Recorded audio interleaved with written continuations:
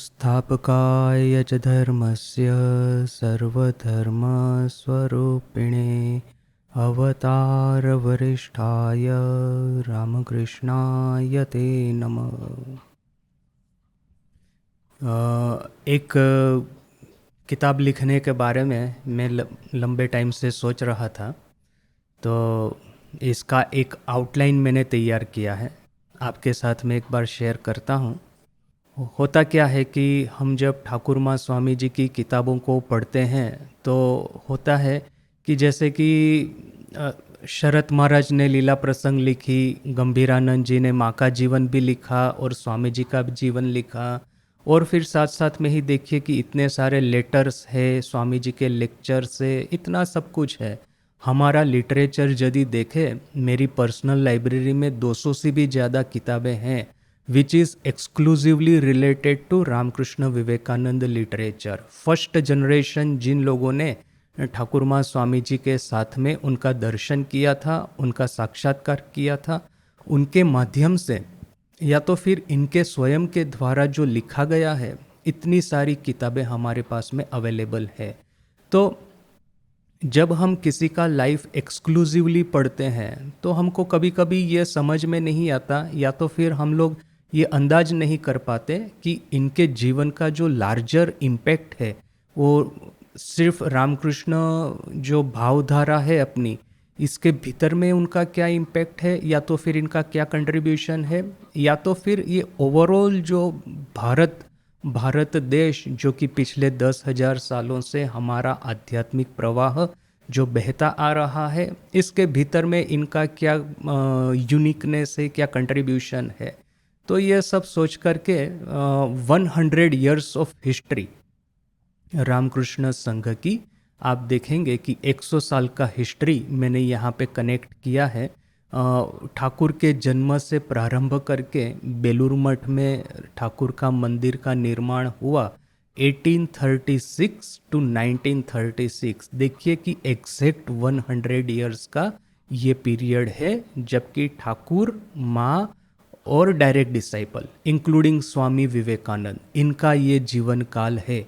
तो इनके 100 साल के जीवन काल के दरमियान क्या क्या घटनाएं हुई, एक घटना दूसरी घटना के साथ में किस तरह से कोरिलेट कर सकते हैं, कॉन्ट्रास्ट कर सकते हैं, किस तरह से एक ही आइडियाज़ को ठाकुर माँ स्वामी जी विभिन्न दृष्टियों से विभिन्न शब्दों में व्यक्त करते हैं, ये पूरा देखना ये हमारे लिए बड़ा इंटरेस्टिंग हो जाएगा। प्रोजेक्ट थोड़ा सा बड़ा है किंतु फिर भी यहाँ पे आउटलाइन है। देखिए कि बाल्य पर्व से प्रारंभ होता है 1836 टू 1854 कि जब तक ठाकुर कलकत्ता में आए। तो बाल्य पर्व में हमको पता है कि ठाकुर की बाल्य लीलाओं का वर्णन है, उनमें फिर पिताजी खुदीराम और कामारपुकुर ग्राम का वर्णन है, और साथ में ही उनका एक एंसेस्ट्री है कि कहाँ से ये इन लोगों का जो परिवार है श्री रामकृष्ण का, वो जो देरे ग्राम जहाँ से ये सब प्रारंभ हुआ था, तो देरे ग्राम से किस तरह से उनको कामारपुकुर आना पड़ा था। इसके बाद में है साधन पर्व 1854 से 1873। अभी देखिए कि जब ठाकुर कलकत्ता आते हैं, काली मंदिर का निर्माण होता है, ठाकुर जब अपनी साधनाओं में डूब जाते हैं, तो यहाँ पे सबसे पहले देने की आवश्यकता है कि पिछले 10,000 साल का भारत का जो साधना का इतिहास है, इसी साधना के इतिहास को ठाकुर आगे बढ़ा रहे हैं।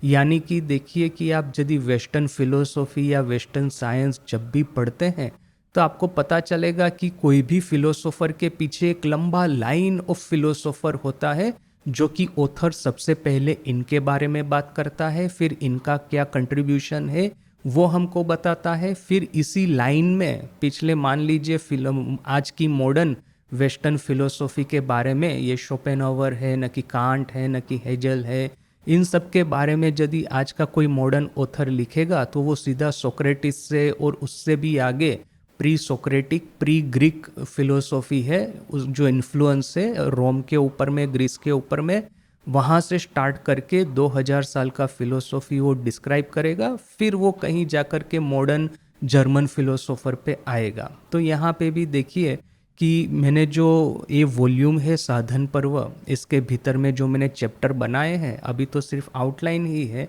किंतु जैसे जैसे मैं उसको डिटेल करता जाऊंगा वैसे वैसे देखेंगे कि हिस्ट्री ऑफ इंडियन स्पिरिचुअलिटी। अभी देखिए कि शरत महाराज का लीला प्रसंग आप पढ़ेंगे तो जब भी कोई भी साधना ठाकुर प्रारंभ करते हैं, जैसे कि वेदांत साधना है, या तो फिर शक्ति साधना है, या तो फिर ये भाव साधना है, तो इसका एक आउटलाइन तो निश्चय शरत महाराज हमको देते हैं कि वेदांत साधना का प्रयोजन क्या है, मधुर भाव का सार तत्व क्या है, शक्ति साधना का क्या एक इतिहास है। किंतु फिर भी वो आउटलाइन बड़ा ही उन्होंने एसेंशियल जो पॉइंट है उसी पे उन्होंने फोकस किया है। यहाँ पे मैं चाहता हूँ कि एक हिस्टोरिकल आउटलाइन में प्रेजेंट करूँ, और इसके लिए अभी आजकल हमारे पास में मटेरियल भी बहुत सारा उपलब्ध है। ये Institute of Culture Ramakrishna Mission Gol Park से इंडियन कल्चरल हेरिटेज की आकी पूरी सीरीज ऑफ बुक्स पब्लिश हुई है, जहाँ से कि हमको बड़ा ही अच्छे से मटेरियल मिल सकता है। तो पिछले 10,000 साल की इंडियन स्पिरिचुअल जर्नी, और फिर देखिए कि ठाकुर ने सिर्फ भारतीय धर्मों की साधना ही नहीं की थी, साथ में ही इस्लाम और क्रिश्चियनिटी की भी साधना की थी। तो वो वर्ल्ड स्पिरिचुअल थॉट जो कि ठाकुर के आने से पहले क्या था, उसका एक हिस्टोरिकल आउटलाइन। तो एक पूरा ठाकुर के जो साधना है, इसके पीछे में पिछले जो मानव सभ्यता है उसकी एटलीस्ट 10,000 साल की साधना का इतिहास है। स्वामी जी ने जैसे कहा था कि पिछले 10,000 साल की भारत की जो स्पिरिचुअल साधनाएं हैं वो सबको ठाकुर ने जैसे कि एक लाइफ टाइम में ये साधना कर ली है। तो 10,000 साल की जो साधनाएं कौन कौन सी थी, किस तरह से कौन से साधक ने, कौन से संत ने, कौन से दार्शनिक ने क्या कंट्रीब्यूशन किया, उसका एक आउटलाइन आवश्यक है यदि हम ठाकुर का कंट्रीब्यूशन समझना चाहते हैं। तो उसके बाद में देखिए कि ठाकुर की एक के बाद एक सभी साधनाओं का एक वर्णन करेंगे, और आखिर में ये पर्व का अंत आता है षोडशी पूजा पे, कि माँ का दक्षिणेश्वर में आगमन हुआ, ठाकुर ने षोडशी पूजा की, और फिर वहाँ से उन्होंने कलकत्ता में धर्म चक्र प्रवर्तन का प्रारंभ किया। तो देखिए कि यहाँ पे जब मैं ये आउटलाइन बना रहा हूँ तो मैं किस बातों का ख्याल रखता हूँ, उस बातों का कि जैसे कि देखिए सबसे पहले तो टर्निंग पॉइंट जहाँ पे आते हैं वहाँ से नया चैप्टर स्टार्ट करना है।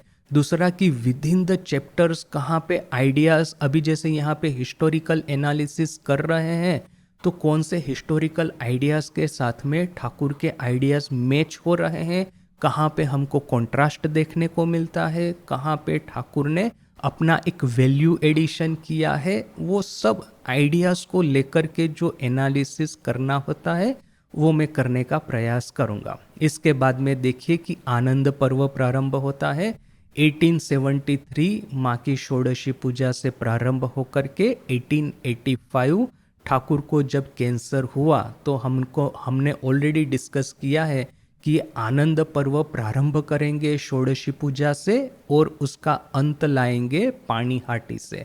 ये दो ब्रैकेट है जिसके भीतर में ये पूरा आनंद पर्व प्ले आउट होता है।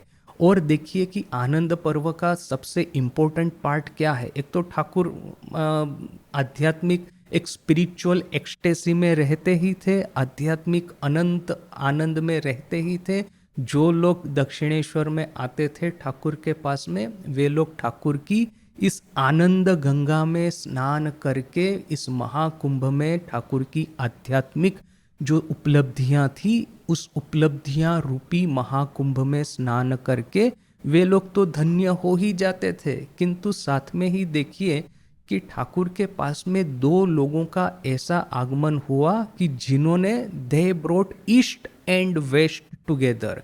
इसके बारे में भी हमने अपना जो डिस्कशन चल रहा है अपने क्लासेस में काफ़ी डिटेल में वर्णन किया है कि किस तरह से केशव सेन और नरेन भविष्य के स्वामी विवेकानंद, ये लोग जो थे पूरे एक वेस्टर्न साइकोलॉजी इन्होंने इम्बाइब किया था, उन्होंने अपने भीतर में उतारा था। और इस वेस्टर्न साइकोलॉजी को ले आकर के जब उन्होंने ठाकुर को एक्सेप्ट किया, तो इन दोनों के भीतर में किस तरह से ईस्ट मीट्स वेस्ट, पूर्व और पश्चिम का संगम किस तरह से हुआ है, वो एक बड़ा ही इंटरेस्टिंग एनालिसिस है।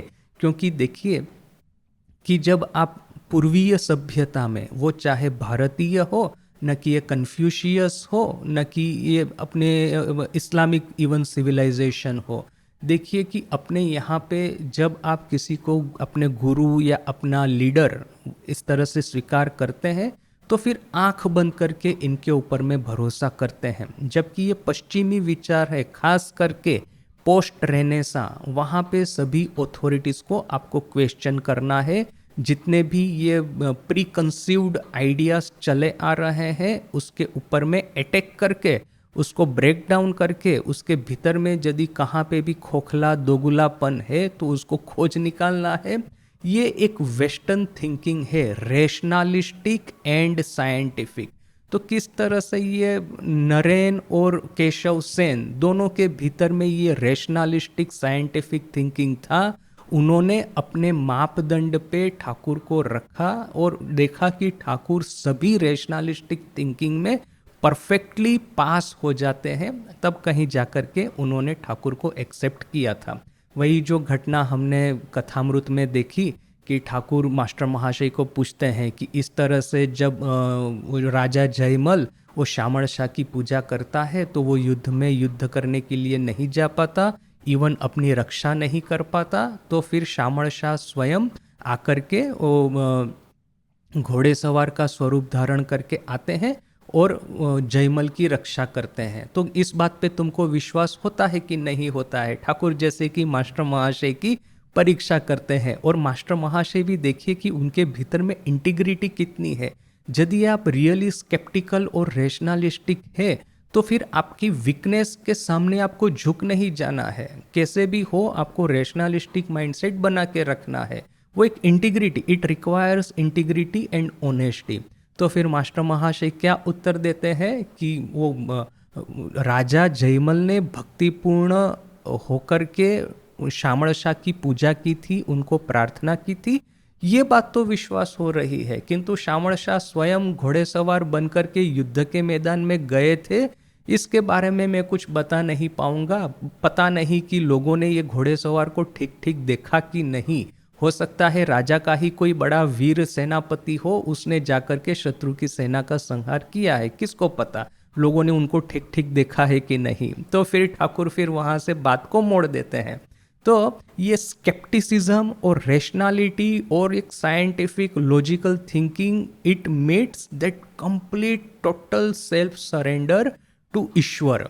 तो ये ईस्ट मीट्स वेस्ट, ये यहाँ पे आनंद पर्व में होता है। और इसीलिए पूरा जो वेस्टर्न रेनेसां है उसका इतिहास हमको देखने की आवश्यकता है, और ये भी देखने की आवश्यकता है कि किस तरह से रेनेसां वाली रूपी जो ट्रेन है जो हम मिस हो गए, उसकी वजह से भारत में डार्क एजेस प्रारंभ हुए, अंधेरे का युग प्रारंभ हुआ, एक के बाद एक बाह्य आक्रमणों के सामने हम झुक गए और आखिर में ब्रिटिश ईस्ट इंडिया कंपनी के गुलाम होकर के रह गए। तो ये पूरा इतिहास यहाँ पे पूरा वर्णन होगा। उसके बाद में with in this context Thakur और स्वामी जी का जो वार्तालाप है, उनका जो रिलेशन है, किस तरह से पुरातन भारत भविष्य के भारत को एक धरोहर जो हैंड ओवर करता है, वो रिले रेस होती है ना, रिले रेस में क्या होता है, वैसे जनरल रेस होती है तो वो जो पार्टिसिपेंट होते हैं वो तो स्टार्टिंग पॉइंट से एंड पॉइंट तक उन्हीं को दौड़ना होता है, दौड़ करके जो पहले पहुंचेगा वो जीत जाएगा।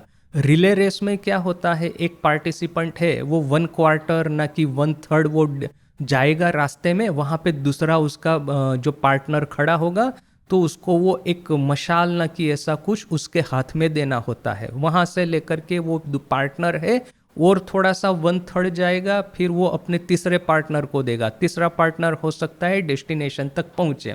इसको कहते हैं रिले रेस। तो ये ठाकुर ने भी ये जो भारत की आध्यात्मिकता की, भारत की जो प्राण शक्ति है, उस मशाल को स्वामी जी के हवाले किया था, स्वामी जी को सुपुर्द किया था। ये जो अपनी 10,000 साल की गुरु शिष्य परंपरा, वही शंकराचार्य का फेमस इंसिडेंट कि वो वेद व्यास ने आकर के उनको दर्शन दिया था। क्यों दिया था? क्योंकि ये आवश्यक है कि शंकराचार्य शुड रिप्रेजेंट गुरु शिष्य परंपरा।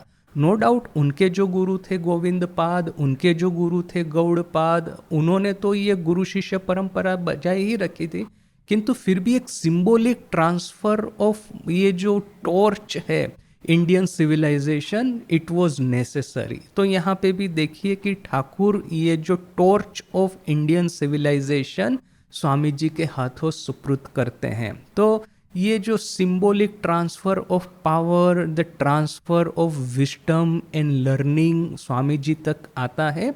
और यही आनंद पर्व के अंत में देखेंगे कि किस तरह से नरेन की जो पूरी जर्नी है, ठाकुर को क्वेश्चन करता रहता था, वहाँ से लेकर के उसने माँ काली को स्वीकार किया।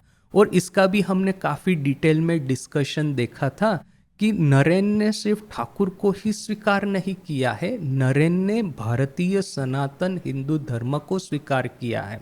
क्योंकि माँ काली को स्वीकार करना सिर्फ अभी जैसे कि क्रिश्चियनिटी के साथ में हुआ और बुद्धिज्म के साथ में हुआ, दो उदाहरण हमारे सामने है कि जब अवतार आए तो अवतार के शिष्यों ने फिर अवतार के नाम पे एक नया धर्म प्रारंभ कर दिया।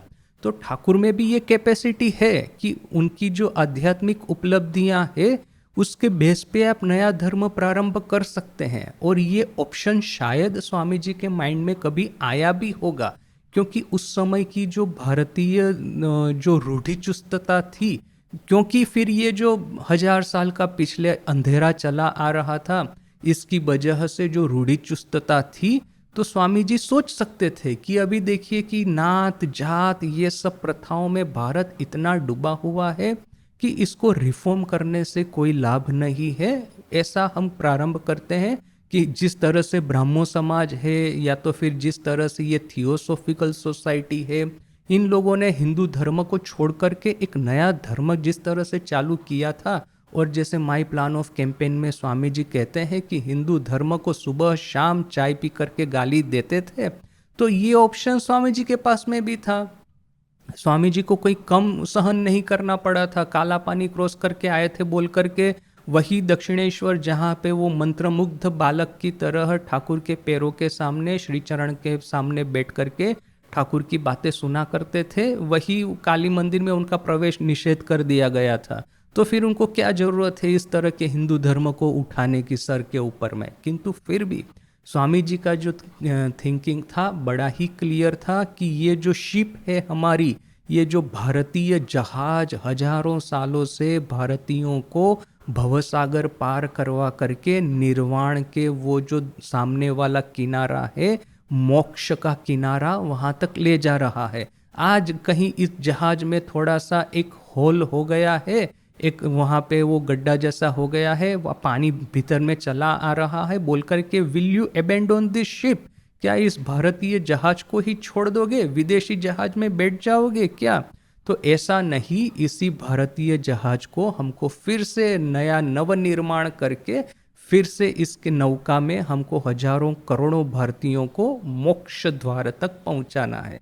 तो ये स्वामी जी का जो कॉन्सेप्ट था, ये सब कुछ किस तरह से संभव हुआ भविष्य का, कि किस तरह से उन्होंने सिर्फ श्री रामकृष्ण को नहीं, सनातन हिंदू धर्म के सामने उन्होंने माथा टेका, ये पूरा एक एनालिसिस इसमें होगा। और फिर क्या है कि मैं इस तरह से नहीं करूँगा कि जितने भी इंसिडेंट है अपने साहित्य के सभी इसमें डालने का प्रयास करूं, क्योंकि वो तो फिर बहुत बड़ा हो जाएगा। अपने पास में पूरा कथामृत है, लीला प्रसंग है, स्वामी जी का जीवन है, कंप्लीट वर्क्स है, माँ का जीवन है, माँ की बातें हैं, फिर ये डायरेक्ट डिसाइपल के एक्सपीरियंसेस और रेमिनिसेंस है, इतना सब मटेरियल है। तो सब इंसिडेंट इसमें डालने की बजाय एक एनसाइक्लोपीडिया सेपरेट है अपने पास में, शारदा कोश बोल करके, तो उसके भीतर में सब इंसिडेंट मिल जाएंगे।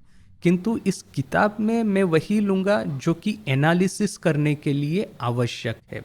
तो ये आनंद पर्व, उसके बाद में देखिए कि आत्म प्रकाश पर्व, 1885 टू 1886 ठाकुर को जब से कैंसर प्रारंभ हुआ तब से ठाकुर ने अपने अंतरंग शिष्यों के सामने अपना सही स्वरूप प्रकाश करने का प्रारंभ कर दिया। ये घटनाएं भी हमने देखी है कि किस तरह से काली पूजा की रात को गिरीश ने ठाकुर की ही काली मान करके पूजा की और फिर ठाकुर उस समय भाव में चले गए, सबको आशीर्वाद देना शुरू कर दिया। वही 1 जनवरी की घटना 1886 ठाकुर कल्पतरु होकर के सबको आशीर्वाद देते हैं। वही फिर वो नरेन के मन में जो आखिरी संदेह बच गया था, ठाकुर मृत्युशैया पे है, नरेन सोचता है कि इस समय यदि कहे कि मैं अवतार हूँ तो मानो, और ठाकुर कहते हैं जो राम जो कृष्ण वही राम कृष्ण। तो ये सभी घटनाएं किस तरह से ठाकुर अपना आत्म प्रकाश करते हैं। और साथ में ही एक एनालिसिस ये है कि अंतरंग बहिरंग भक्तों का डिवीजन होता है और अंतरंग भक्तों में गृहस्थ और सन्यासी इस तरह के डिवीजन होते हैं। यानी कि ठाकुर के भक्त 3 ग्रुप में बंट जाते हैं। एक तो है बहिरंग, अपना स्वार्थ पूर्ति के लिए आए थे, एक अंतरंग गृहस्थ और एक अंतरंग सन्यासी। तो ये पूरा संघ की स्थापना होती है और माँ शारदा देवी इस संघ की आगेवानी ग्रहण करती है। तो ये पूरा अभी देखिए कि इसके भीतर में सभी तरह के थ्रेड है। माँ के जीवन का भी इसमें आता है थ्रेड, स्वामी जी के जीवन का, ठाकुर के जीवन का, और भविष्य में जो रामकृष्ण संघ में जो होने वाला है उन सबके सीड्स जिसको कहते हैं, रूट्स जिसको कहते हैं, वो सब हमको आत्म प्रकाश पर्व में मिल जाएगा। किस तरह से राजा महाराज को ठाकुर ने तैयार किया, किस तरह से सभी गुरु भाइयों को ठाकुर ने कहा कि नरेन की आगेवानी आपको स्वीकार करनी होगी, किस तरह से माँ को बार बार कहते हैं भार स्वीकार करने के लिए। ये जो माँ के जीवन का जिस चैप्टर का हम पाठ कर रहे हैं उसी में ठाकुर माँ को कहते हैं कि क्या मैं अकेला सब कुछ करूँगा, तुम कुछ नहीं करोगी। ये उसी आत्म प्रकाश पर्व की ही घटना है।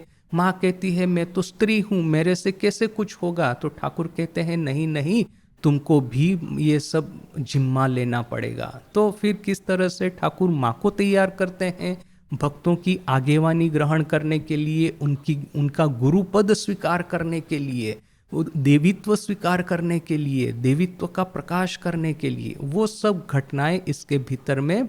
और फिर उसके बाद का पर्व है कि ठाकुर की महासमाधि के बाद में तपस पर्व।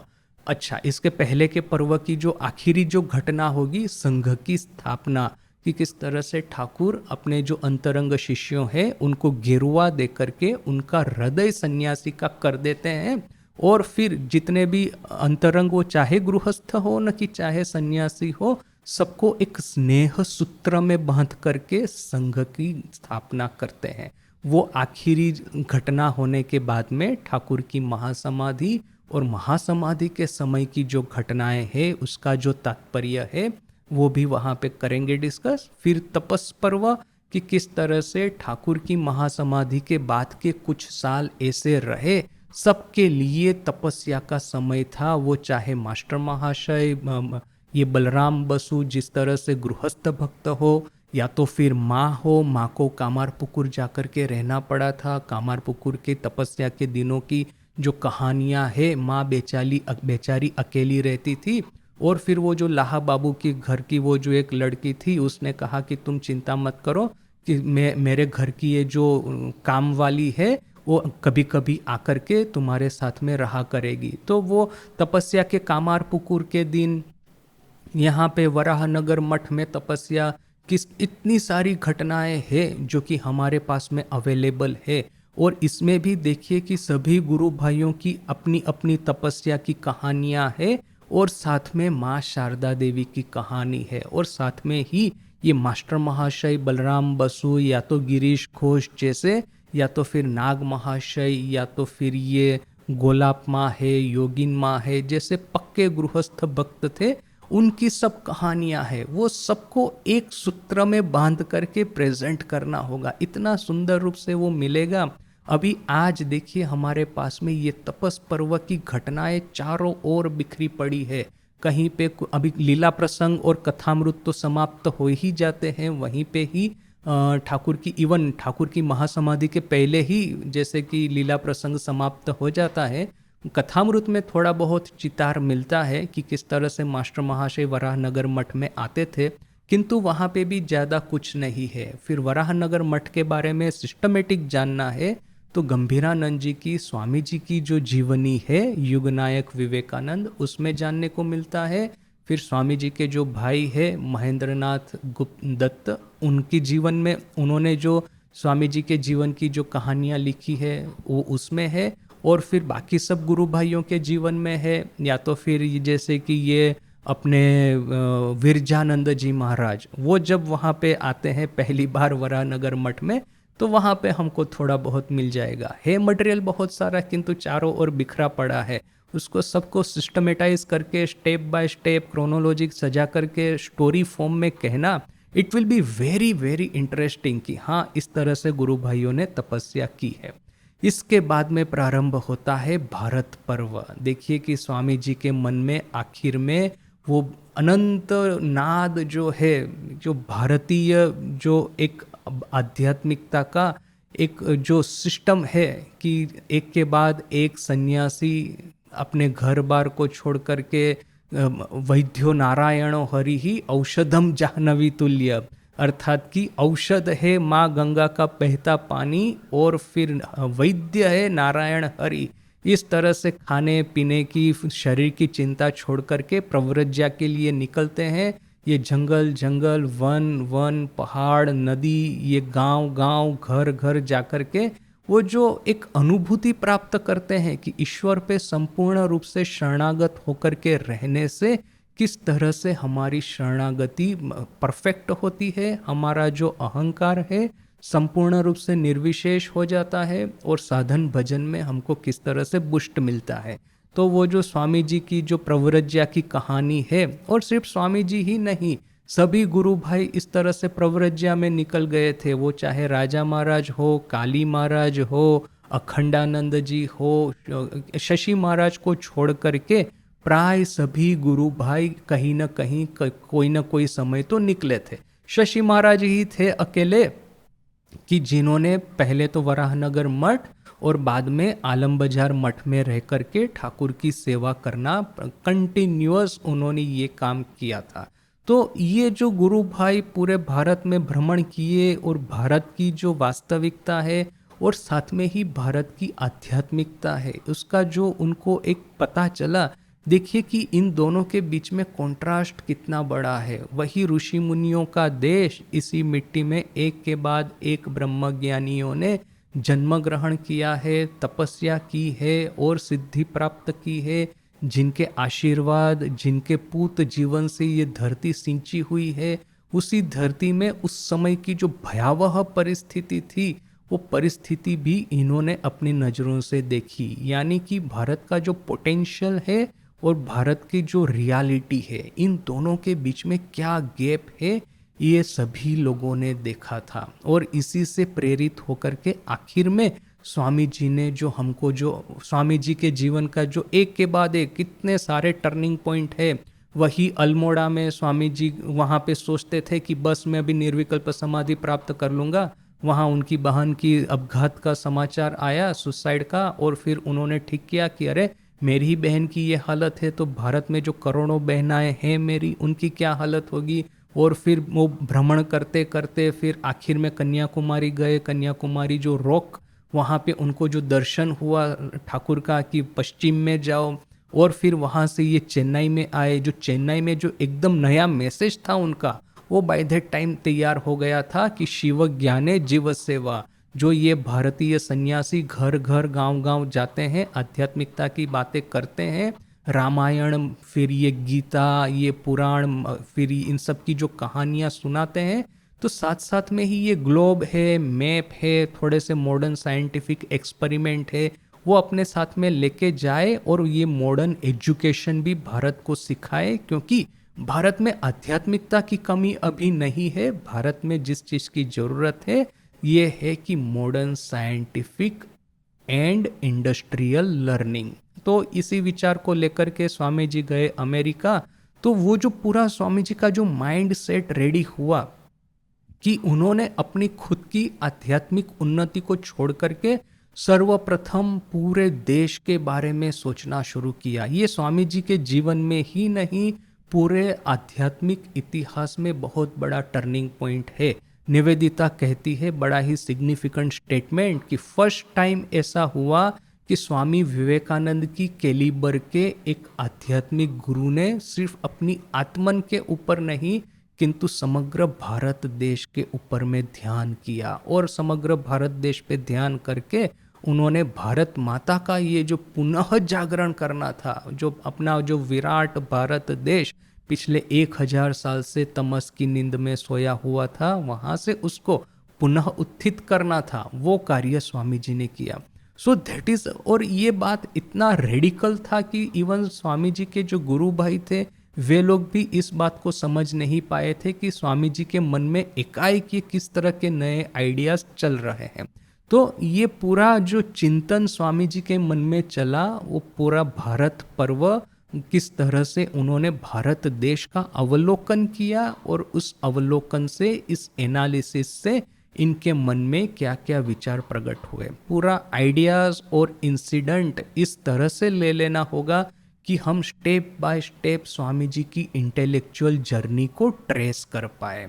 और इसके बाद में हमको पता है कि स्वामी जी अमेरिका गए, अमेरिका में शिकागो पार्लियामेंट ऑफ रिलीजन में प्रवचन, जो एक प्रवचन जो दिया sisters and brothers of America, वहीं से उनका विजय प्रारंभ हुआ, विजय गाथा प्रारंभ हुई इस विजय पर्व में। 1892 से लेकर के 1895 स्वामी जी की जो प्रथम अमेरिकन और यूरोपियन यात्रा थी, इसके बारे में जितने भी पॉइंट्स है, जितने भी कॉन्सेप्ट्स और आइडियाज़ है, मेजर टर्निंग पॉइंट्स और इंसिडेंट्स है, वो सब यहाँ पे इस पर्व में आ जाएंगे। अभी देखिए कि इसके साथ में ही वहाँ पे आलम बाजार मठ तो है ही है, माँ तो है ही है, वहाँ पे जयराम बाटी में अभी चली गई थी।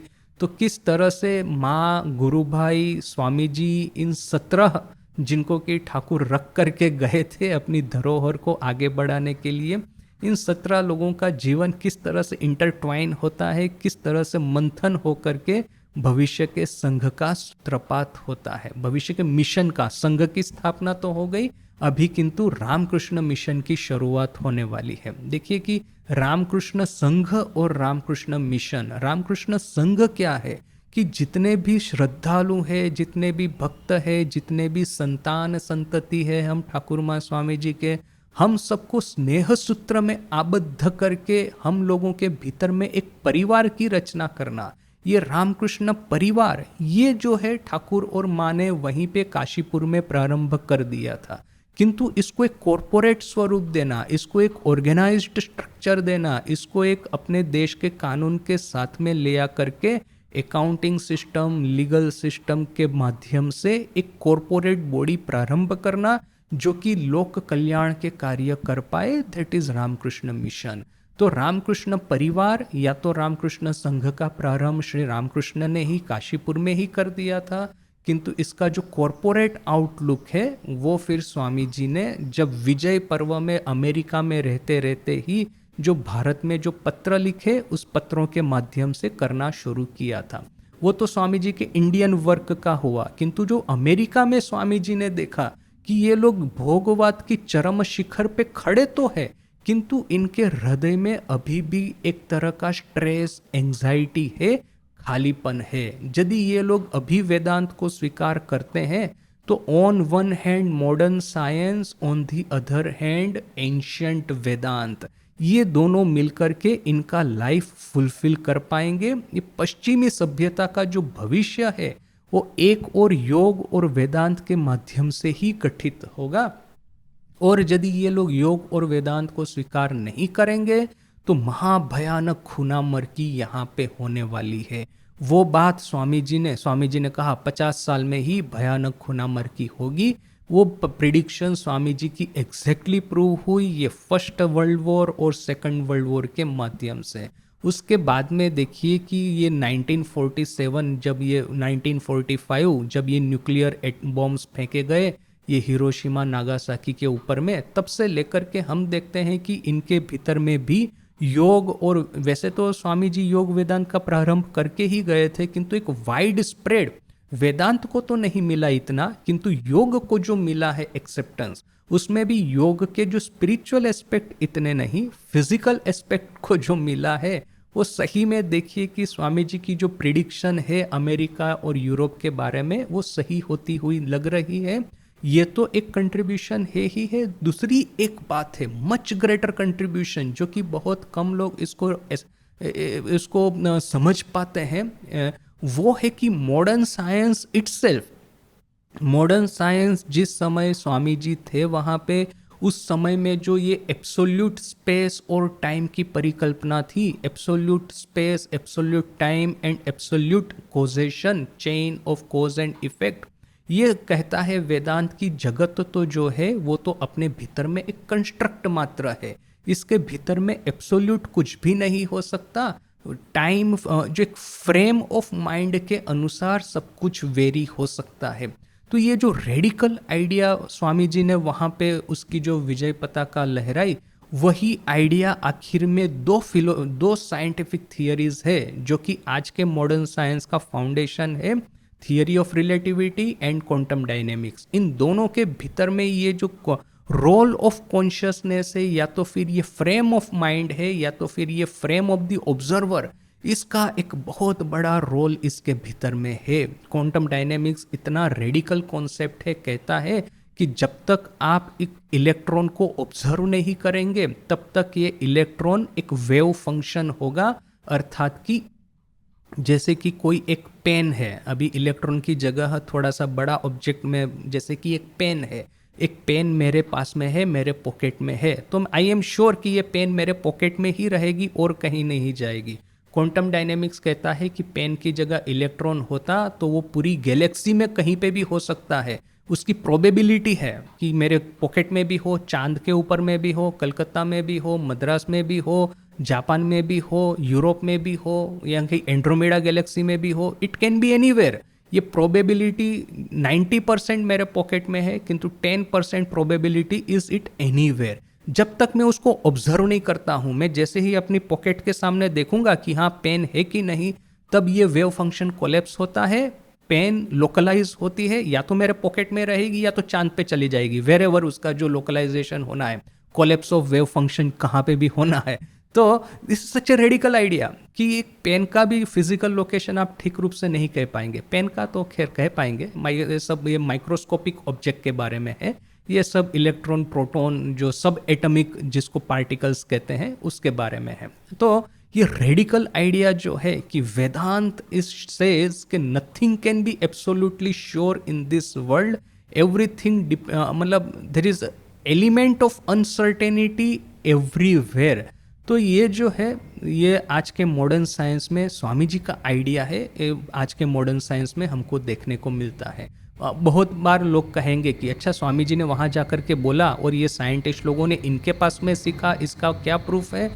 तो प्रूफ अपने पास में एज सच कुछ नहीं है, किंतु जो ये जिसको सर्क्यूमस्टेंशियल एविडेंस कहते हैं वो बहुत सारे हैं, जिससे कि निकोला टेस्ला और स्वामी विवेकानंद की मुलाकात, और फिर ये निकोला टेस्ला की ही कोई एक रिलेटिव है जिसके साथ में आइंस्टाइन का मैरिज हुआ था। सो सर्क्यूमस्टेंशियल एविडेंसेस आर देयर, किंतु फिर भी हम पक्का कुछ नहीं कह पाएंगे। सो खैर वॉट एवर आइडियाज़, जैसे स्वामी जी कहते हैं ना कि यदि आप एक गुफा में बैठ करके 5 एक महत आइडियाज़ भी विचारे तो वो गुफा को भेद करके वो आइडियाज़ पूरे संसार में जाएंगे, किसी न किसी के सर में जाएंगे, प्रवेश करेंगे और वहाँ से कार्य करना शुरू करेंगे। तो स्वामी जी ने 5 महत आइडियाज़ सिर्फ सोचे नहीं थे गुफा में बैठ करके, अल्मोड़ा की गुफा में बैठ करके उन्होंने पूरे विश्व में भ्रमण करके उस आइडिया को फैलाए थे। तो somehow those Vedantic ideas they found their echo in modern relativity and quantum dynamics. तो ये स्वामी जी का विदेश में बहुत बड़ा अवदान है, जिसको कि हमको स्टेप बाय स्टेप कौन सी मेजर इवेंट है, कौन से टर्निंग पॉइंट है, इसको लेकर के हमको एनालाइज करना है। इसके बाद में स्वामी जी भारत में वापस आते हैं और हमको पता है कि जिस तरह से भारत में उनका स्वागत हुआ, जिस तरह से ये 1000 साल पुरानी नींद में से एकाएक भारतवासी जग गए और उन्होंने ये नवीन सन्यासी, ये युवा सन्यासी का उन्होंने अपने दोनों हाथ फैला करके उन्होंने आलिंगनबद्ध किया इस भारत की भूमि ने। तो भारत में जैसे कि नव जागरण की सूचना प्रारंभ हुई, तो ये है अपना नवोदय पर्व। स्वामी जी के भारत में आने से लेकर के स्वामी जी की महासमाधि तक 1896 से 1902 स्वामी जी भारत आते हैं, एक के बाद एक शहरों में भ्रमण करते हैं। उन जो भारत का जो पुराना मैसेज है योग और वेदांत का, वो तो ठीक ही है, वो तो देते ही है, साथ में ही एक जो आज के युग के अनुसार युगोपयोगी जो उपदेश है कि शिव ज्ञाने जीव सेवा, ये बात भी स्वामी जी बताते हैं। फिर वहाँ रामकृष्ण मिशन की स्थापना होती है कलकत्ता में। फिर ये विदेशी डिसाइपल वहाँ भारत में आते हैं, माँ शारदा देवी और स्वामी माँ शारदा देवी का दर्शन करते हैं, अपने फॉरेन डिसाइपल को लेके आते हैं। So many important and interesting event कि जिसका कि क्या फिलोसॉफिकल तात्पर्य है वो सबको स्टेप बाय स्टेप देखना है। फिर स्वामी जी अमेरिका वापस जाते हैं, निवेदिता को साथ में ले जाते हैं। निवेदिता का एक नया थ्रेड यहाँ पे इंट्रोड्यूस होता है। निवेदिता का जो अपनी भारतीय जो ये नव जागरण है, सिर्फ उसमें ही नहीं, जो रामकृष्ण संघ, रामकृष्ण मिशन है, उसके जो प्रारंभ के जो दिन थे उसमें निवेदिता का क्या योगदान है, आइडियोलॉजिकली, इंटेलेक्चुअली, वो समझना बड़ा ही आवश्यक है। तो निवेदिता को लेकर के अमेरिका जाते हैं। वही फिर और दूसरी विजिट के दरमियान जो स्वामी जी का सबसे एक इम्पोर्टेंट एस्पेक्ट है सेकंड विजिट का, जिसका कि हम बहुत ज़्यादा डिस्कस आजकल नहीं करते, वो है कैलिफोर्निया विजिट। आज अमेरिका में देखिए, आजकल अमेरिका में कैलिफोर्निया राज्य की हालत थोड़ी बिगड़ गई है, किंतु जो फॉर्मेटिव पीरियड था अमेरिका का, ये उस समय में देखिए कि कैलिफोर्निया का बहुत ही इम्पोर्टेंट कंट्रीब्यूशन रहा था। ये सिलिकॉन वैली है या हॉलीवुड है या एरोस्पेस इंडस्ट्री है या तो फिर ये मॉडर्न फाइनेंसिंग, फिर ये यूनिवर्सिटीज़ है, जो सब ये इतना सारा कंट्रीब्यूशन कैलिफोर्निया का है। तो वही कैलिफोर्निया में जाकर के स्वामी जी ने वेदांत का संदेश दिया, योग और वेदांत का, which are very important parts of those visit. प्रत्येक इवेंट का क्या तात्पर्य होगा, किस तरह से फर्स्ट विजिट के साथ हम इसको कॉन्ट्रास्ट करके, इसको कंपेयर करके देख सकते हैं। सेकंड विजिट के दरमियान जो डिसाइपल्स जो कि स्वामी जी के आसपास में आन मिले थे, आइडा अंसेल है, मिस्टर एलन है, मिस्टर एंड मिसिस एलन है, ये मिड सिस्टर्स है, खास करके एलिस हेंसब्रो, इन सब का क्या योगदान था, बड़ा ही समझने की आवश्यकता है। तो ये पूरा जो नवोदय पर्व है समाप्त होता है स्वामी जी के भारत में आगमन से, और फिर बाद में स्वामी जी की महासमाधि। इसके बाद में देखिए कि हमने जिस तरह से माँ के जीवन में डिस्कस किया कि ये जो अभी तक की जो जितनी भी घटनावली है, ये 1836 से लेकर के 1902, ये पूरी घटनावली जैसे कि एक स्टेज तैयार किया गया है, एक महान, एक कहेंगे कि एक स्पेसशिप तैयार किया गया है, जिसकी कि जो पायलट का जो ये होता है ब्रिज, या तो फिर जो सिंहासन होता है, सिंहासन तैयार करके श्री माँ शारदा देवी के लिए वो जगह जैसे कि तैयार की गई है। माँ शारदा देवी आकर के वहाँ पे विराजित होती है। ये संघ जिसके पीछे में कि ये स्वामी जी और ठाकुर ने अपना जीवन पात किया, जिस संघ का गठन करने के लिए, ये संघ की आगेवानी आज से फिर प्रारंभ होकर के माँ शारदा देवी ग्रहण करती है। माँ के जीवन में देखिए कि वो बड़ी ही इम्पोर्टेंट घटना कि राधु को स्वीकार करती है अपनी पुत्री के रूप में, माया स्वीकार, ये जो गंभीरानंद जी कहते हैं, माँ माया स्वीकार करती है। उनका जो मन है इस जगत में रहे, जिससे कि ठाकुर के जितने भी संतान है, जो रामकृष्ण संघ के पास में अभी जो देश विदेश से जो चारों ओर से भक्तगण आ रहे हैं, उनका आध्यात्मिक मार्गदर्शन करें। तो वो हो गया मातृपर्व 1902 से लेकर के स्वामी जी की महासमाधि से प्रारंभ करके 1920 माँ की महासमाधि तक ये मातृपर्व चलता है। और ये पर्व में देखिए कि दूसरा एक जो अभी कॉन्टेक्चुअल भी तो हमको देखना है कि आसपास में क्या हो रहा है। तो भारत में देखिए कि ये फ्रीडम मूवमेंट, खास करके ये जो बंग भंग का जो आंदोलन था, उसको रोकने के लिए जो आंदोलन था, वो जो एक के बाद एक स्टार्ट होता है, वो बड़ी इम्पोर्टेंट घटना, इसी के कॉन्टेक्स्ट में रामकृष्ण संघ को देखना है कि किस तरह से अपने ऊपर में चारों ओर से प्रेशर आ रहा था कि हम लोग पॉलिटिक्स में जाए, किंतु हम लोग ये प्रेशर को रेजिस्ट कर पाए, वो एक बहुत बड़ी बात है। एक तो ये प्रेशर था कि हम लोग पॉलिटिकल जो मूवमेंट है उसकी आगेवानी ले, क्योंकि बहुत सारे लोग यही मानते थे कि स्वामी जी तो फ्रीडम फाइटर, सबसे पहले फ्रीडम फाइटर तो स्वामी जी ही है, तो ये मुक्ति की बात करते हैं तो सिर्फ आत्मन की मुक्ति की तो नहीं, आत्मन नहीं जीवात्मन की मुक्ति की ही तो बात करते हैं।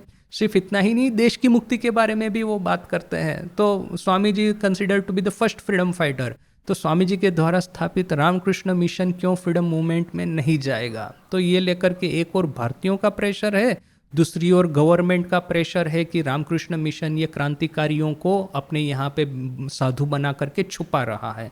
तो सब समय ये जासूस है वो अपने रामकृष्ण मिशन के पीछे में पड़े रहते थे।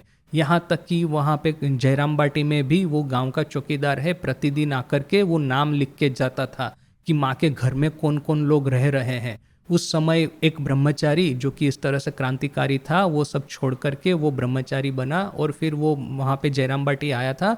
तो फिर इन लोगों ने कहा कि भाई तुम चले जाओ, यहाँ पे क्या है, पुलिस लोगों की नज़र है वैसे ही माँ के ऊपर में, और फिर पता चलेगा कि ये भूतपूर्व क्रांतिकारी यहाँ पे आके रहता है साधु होकर के, तो माँ को और परेशानी का सामना करना पड़ेगा।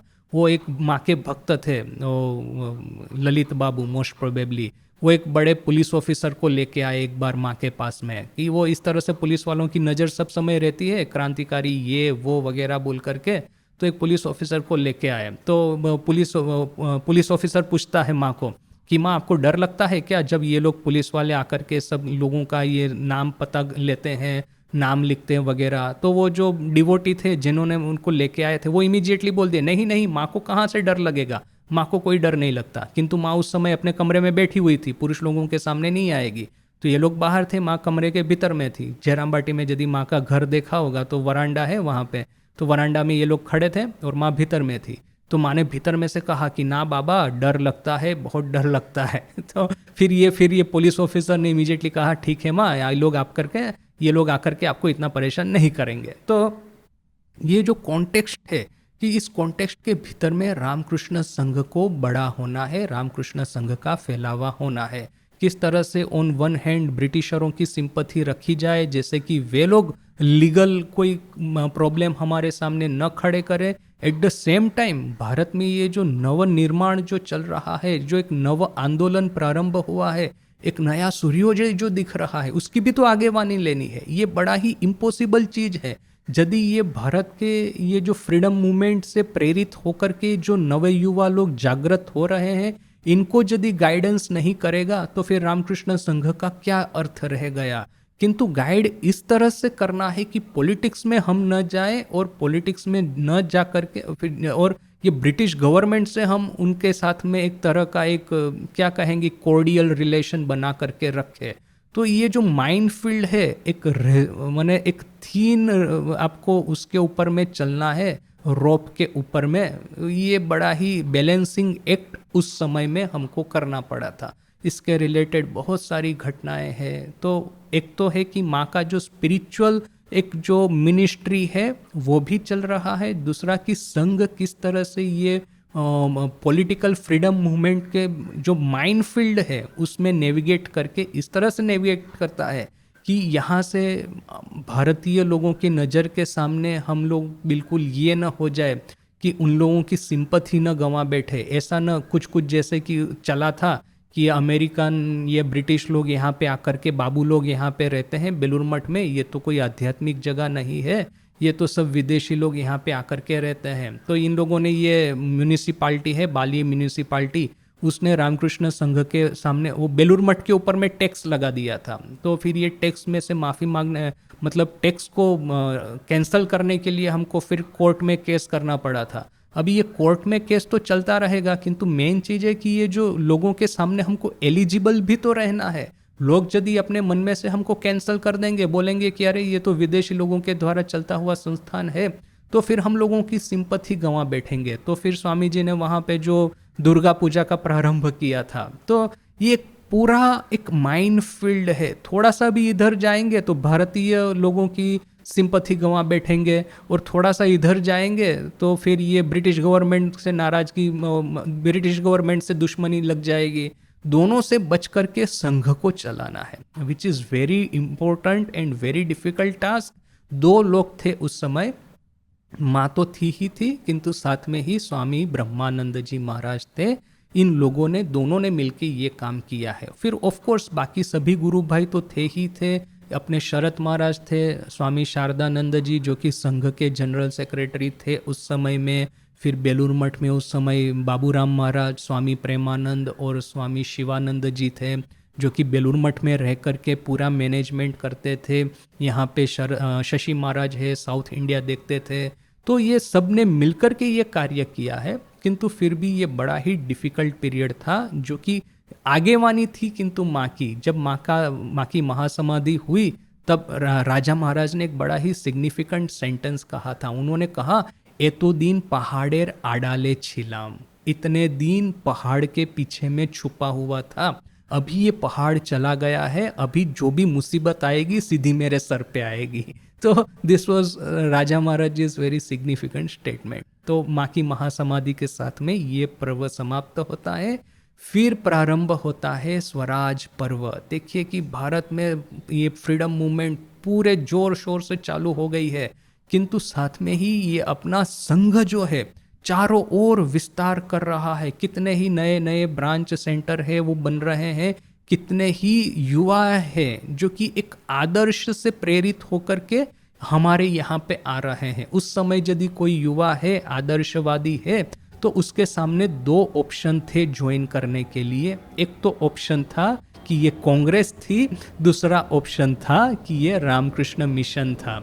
तो किस तरह से भारत में ये जो स्वराज मूवमेंट चला, उसका जो आगेवानी है, उसका जो ये पूरा डायरेक्शन है वो हमने दिया है। और किस तरह से ये जो प्रथम हरोड़ के जितने भी ये फ्रीडम फाइटर्स थे, सबको हमने गाइड किया है। सबको कि सभी लोग हमारी आध्यात्मिक लीडरशिप से प्रेरित होकर के उन्होंने अपने जीवन को एक तरह से नवनिर्माण किया है। भारत में भी देखिए कि हमने कभी भी ये वॉरफेयर के माध्यम से युद्ध करके हमने आज़ादी प्राप्त नहीं की। हमने आज़ादी प्राप्त की है सबको आशीर्वाद दे करके। इवन ब्रिटिशरों के प्रति हमने कोई किसी भी तरह का अपने मन में जहर नहीं रखा।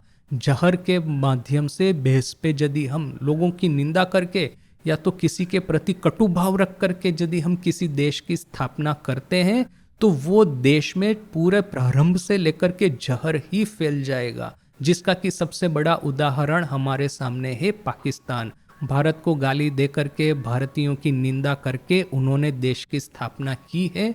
देखिए उनके देश में क्या हो रहा है। जबकि भारत की स्थापना हुई है इवन अपने दुश्मनों को आशीर्वाद दे करके। ये तो आशीर्वाद भारत के फाउंडेशन में है, आध्यात्मिकता भारत के फाउंडेशन में है बोल करके भारत आज इतनी प्रगति कर रहा है। इतनी भी प्रगति नहीं की हमने जितनी की हमारी आशा थी, जितनी की चाइना ने कर दी है। किंतु देखिए कि भविष्य हमारा उज्जवल इसलिए है कि चाइना फिर भी मटेरियल प्रोस्पेरिटी को लेकर के रह रहा है। आज चाइना एग्जैक्टली वहाँ पे है जहाँ पे भी अमेरिका आज से 100 साल पहले था। Fortunately for America, Swami ji वहाँ पे गए और मटेरियल प्रोस्पेरिटी के जो शिखर पे बैठे थे वहाँ पे उनको योग और वेदांत सिखाया। जबकि चाइना की अनफॉर्चुनेटली परिस्थिति ऐसी है, वहाँ की गवर्नमेंट इतनी इलिबरल है कि वो किसी को भी, किसी भी फॉरेन इन्फ्लुएंस को अपने यहाँ पे नहीं आने देंगे। वे लोग योग और वेदांत को नहीं अपनाएंगे। यानी कि स्वामी जी नहीं जाते तो अमेरिका की परिस्थिति क्या होती, ये परिस्थिति हमको लगता है कि भविष्य में चाइना की होने वाली है यदि वो योग और वेदांत को न अपनाए तो ये पूरा एनालिसिस कि ठाकुर के जन्म से लेकर के हम फिर 1936 में ठाकुर का जो मंदिर है, मुख्य मंदिर बेलूर मठ में, उसकी स्थापना हुई। और बस उसी के आसपास में ही जो ठाकुर के आखिरी 2 डिसाइपल बचे थे, विज्ञान महाराज और आखिर में अभेदानंद जी महाराज, उनकी भी महासमाधि हुई। अभेदानंद जी की हुई 1938 के आसपास में। तो वो पूरा 100 साल का इतिहास 9 पर्व में बांट करके जितने भी इम्पोर्टेंट घटनाएं हैं, जितने भी टर्निंग पॉइंट्स है, उस सबको एनालाइज करके इसको लिखना है। अभी ये प्रारंभ तो किया है, उसका अंत कब आएगा वो तो ठाकुर के हाथ में है। तो मैंने सोचा कि आपके साथ में ये एक शेयर करूं। तो आज यहीं तक, कल से फिर माँ का जीवन प्रारंभ करेंगे। ओम शांति शांति शांति। हरि ओम तत्सत। श्री राम कृष्णार्पणमस्तु। ना that way you are right, that way you are right कि कुछ कुछ मेजर इवेंट्स हुई है, जैसे कि इंडिपेंडेंस के बाद में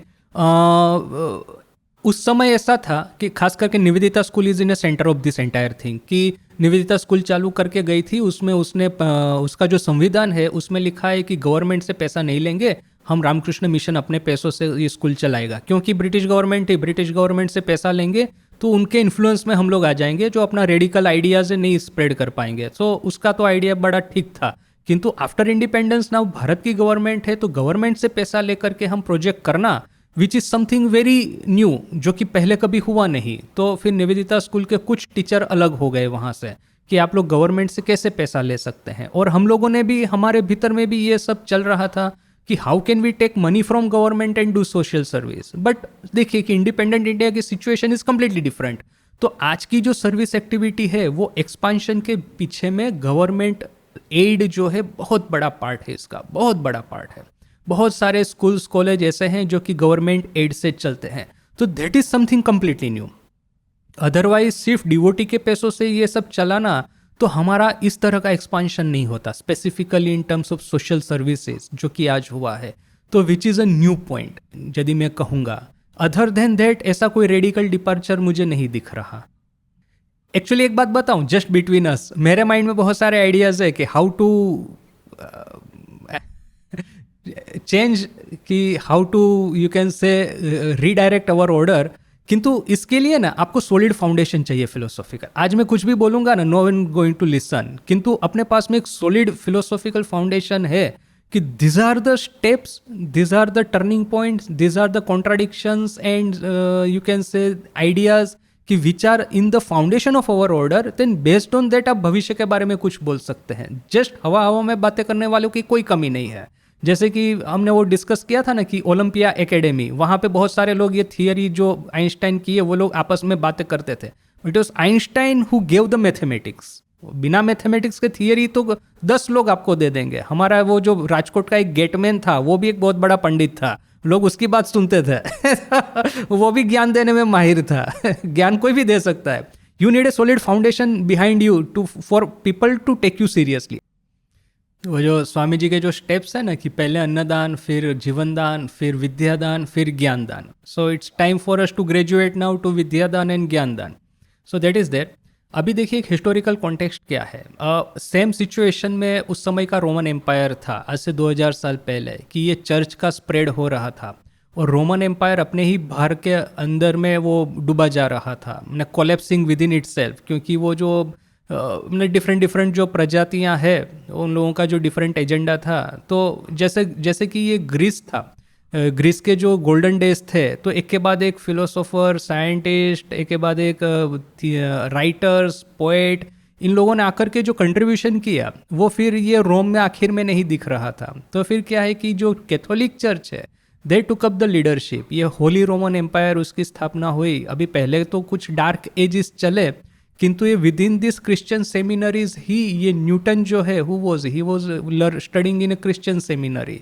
तो वहाँ से फिर ये जो ideas with in the institution of church जो डेवलप हुए, दे वर इंस्ट्रूमेंटल इन ब्रिंगिंग रेनेसा।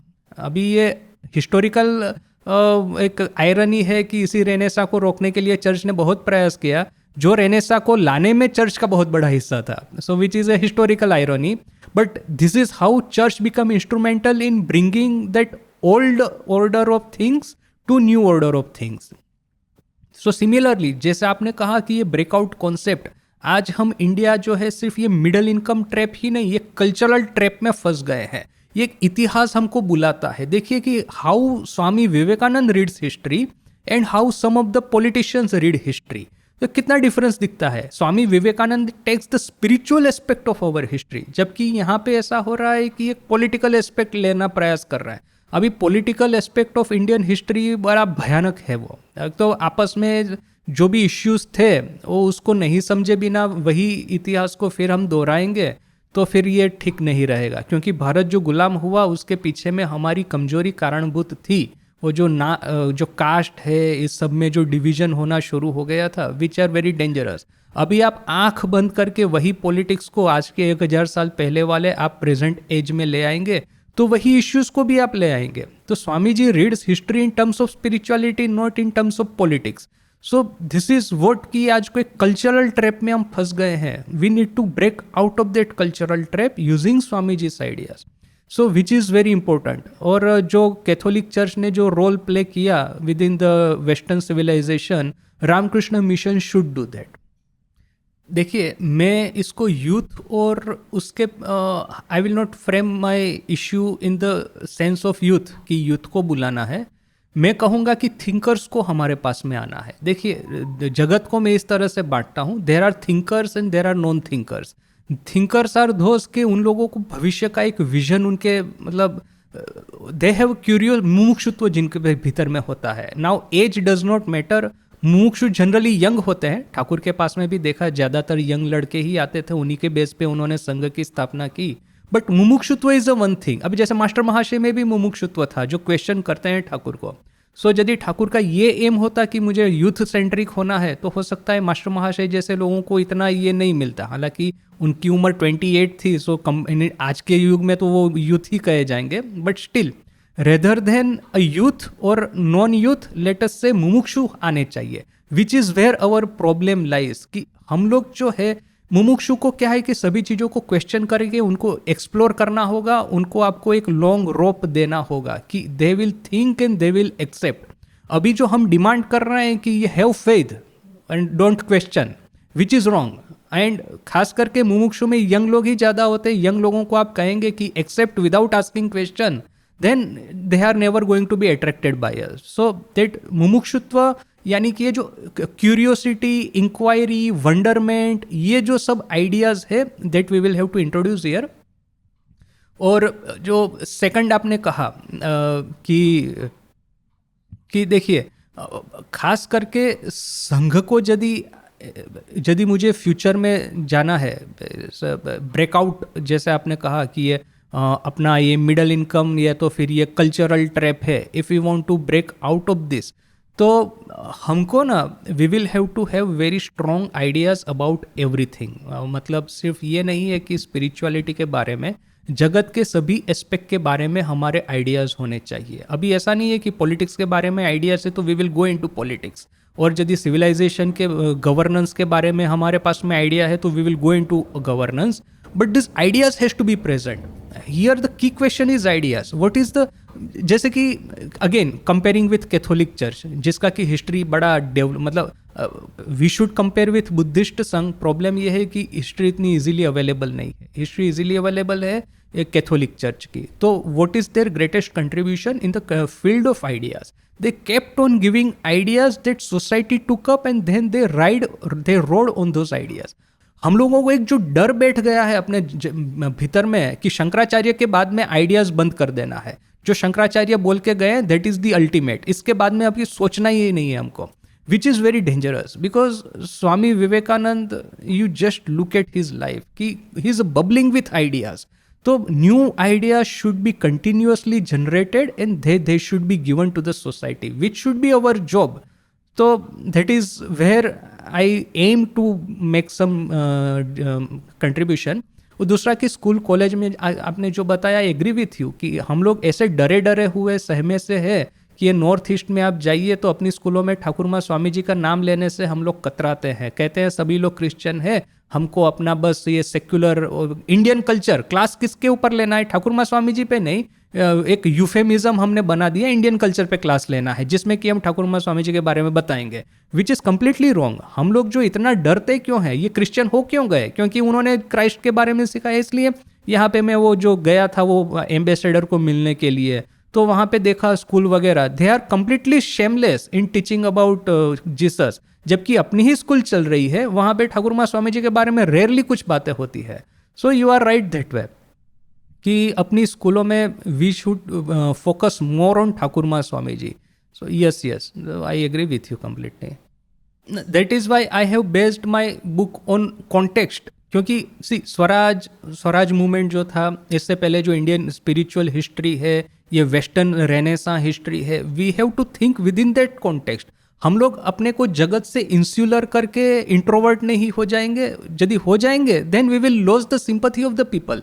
देखिए ये जो मातृपर्व है, इसका एक जो कि जिसके बारे में एक एस्पेक्ट जो कि हमने डिस्कस किया, बड़ा रेयरली आपको डिस्कस करने को मिलेगा, how we make our way out of this mind field. On one hand यदि हम ब्रिटिश गवर्नमेंट के बहुत ज़्यादा नज़दीक चले जाते हैं, we will loss the sympathy of the society, ये लोग तो सब गोरे लोग ही चला रहा है. On the other hand we come too near to revolutionaries, then British government will start हमारे सामने प्रॉब्लम खड़ा कर सकती है. दोनों को बचा करके रखना, दो दुश्मन है उसके बीच में आपको दोनों के साथ मित्रता रखनी है. आज जैसे मोदी वो यूक्रेन के साथ में और रशिया के साथ में दोनों के साथ फ्रेंडशिप रखता है, तो that we have done at that time कि on one hand British government के साथ में अच्छा रखा है, ऑन दी अदर हैंड कि ये जो युवा समाज जो है, भारतीय युवा समाज, उसकी सिंपैथी अर्जन की है बोल करके इतने सारे साधु उस समय ज्वाइन होने को आए हैं. So that we have to maintain. सो एक बात है, अभी देखिए अभी मेरा सोल्यूशन क्या है, ultimately what I am going towards, कि देखिए मेरे माइंड में सबसे बेस्ट प्रोजेक्ट जिसके ऊपर मैंने काम किया है ना, इट इज़ अ सर्व शिक्षा अभियान. उस समय मैं रांची में था, तो अभी रांची में तो गवर्नमेंट स्ट्रक्चर तो है ही नहीं, तो गवर्नमेंट ने हमको दे दिया था कि ये सर्व शिक्षा का जो है एवरी 1 किलोमीटर पर एक प्राइमरी स्कूल होगी, तो वो आप अब कीजिए स्टार्ट. तो मोर देन 300 यूनिट्स, 350 यूनिट्स के आसपास में हमने स्टार्ट किए थे. So I was looking after everything, entire infrastructure, कि गांव-गांव जाना, कमेटी बना करके, मीटिंग करके कमेटी बनाना, गांव के एक लड़के या लड़की को अपॉइंट करना एज ए टीचर, जो कि एटलीस्ट मैट्रिक या वो हो, ग्रेजुएट की अपेक्षा नहीं रख के, मैट्रिक पास भी है, 10th 12th तो भी चल जाएगा, तो लोकल रिसोर्स पे सब कुछ करना है, तो वो उसको अपॉइंट करना, फिर ये घर बनाना, फिर ये जो टीचर्स ट्रेनिंग है वो अपने दिव्यायन जो कि अपना इंस्टीट्यूशन है रांची में, तो दिव्यांग के माध्यम से ये स्कूल चलाना, मतलब टीचर्स ट्रेनिंग करना, स्टडी मटेरियल पहुंचाना, असेसमेंट करना. So entire project I looked after and I felt so much contentment, क्योंकि वहाँ पे मेरे पास में ऐसा कोई रिस्ट्रिक्शन नहीं था कि ठाकुर माँ स्वामी जी नहीं लाने हैं. वो सब रिस्ट्रिक्शन होते फॉर्मल स्कूल में, ये तो इनफॉर्मल है, पूरा अपने हाथ में है. Then I started teaching them Ramakrishna Sharanam and वो जो बाल कथाएं हैं ना, वो जो पिक्टोरियल स्वामी विवेकानंद वगैरह. So people took it up like anything, कि बच्चों की जो कहानियां हैं ठाकुर माँ स्वामी जी की. बाद में जब मैं लिमड़ी में ये जो गदाधर प्रोजेक्ट चला रहा था, वहाँ पे भी मैंने देखा कि किस तरह से बच्चे लोग इतना फटाफट करके ठाकुर माँ स्वामी जी की कहानियों को पकड़ लेते हैं. यहाँ पे भी अभी जैसे मैं ये स्टूडेंट्स के साथ में बात कर रहा हूँ, एवरीवन एक्सेप्ट ठाकुर माँ स्वामी जी, इतना ईजी है उन लोगों के लिए. So why are we not giving that to them. तो मेरा ऐसा है इन माई माइंड कि फ्यूचर प्रोजेक्ट कि गदाधर पाठशाला, कि गांव में 1 किलोमीटर डिस्टेंस गदाधर पाठशाला हो, there we will give quality education and Thakur Maa Swami ji in the योग एंड वेदांत, जो कि बचपन से ही उनको स्पिरिचुअलिटी बताए. क्योंकि जब तक वो मान लीजिए कि बचपन से ही मेडिटेशन सीखता है, जब ध्यान सीखता है, तो ग्रेजुएट होने से तो बच्चा कितना एडवांस हो जाएगा. So our future project should be, our पूरे ऑर्डर की जो प्राण शक्ति है इसके ऊपर में फोकस कर देनी है. तो प्रत्येक गांव में ये गदाधर पाठशाला होनी चाहिए. मिनिमम 10 से 15 करोड़ बच्चे अपनी एजुकेशन सिस्टम में पढ़ते होने चाहिए, तब तो होगा कि ठाकुर माँ स्वामी जी के संतान है हम लोग. उससे कम में चलेगा नहीं.